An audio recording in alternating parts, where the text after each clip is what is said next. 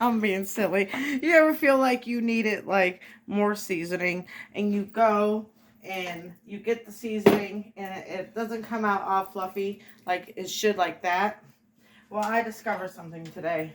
It's probably something people know about, but just in case you don't, I'm going to go ahead and share it now. You just clump all that stuff out of there. You just grab it out of there, right? Get it all out as much as you can. And then what you're going to do is put it right here at your KitchenAid if you have one of these.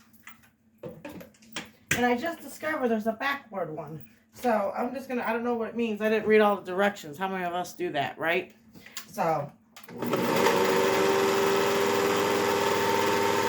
or you can do it forward.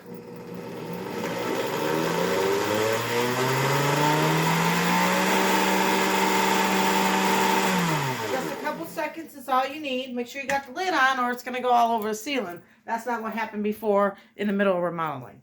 So anyway, taking this off. And look, it's fluffy. Can you see how fluffy it is?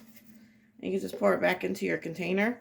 Because sometimes we can't run out to the store and we're in the middle of cooking and we need that seasoning.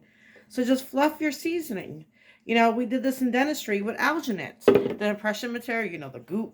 You get all clumpy and stuff, so you're like, what do you do now? Well, that's what you do. And if you want to keep this from happening, take a saltine cracker, stick it right in there, boom, bada bing. It'll keep the moisture out of there. But make sure it's not moldy or nothing. Make sure it's just happened. You know what I'm saying? You don't want to eat mold. But yeah, it makes it fluffy. So now I can go ahead and cook the steaks.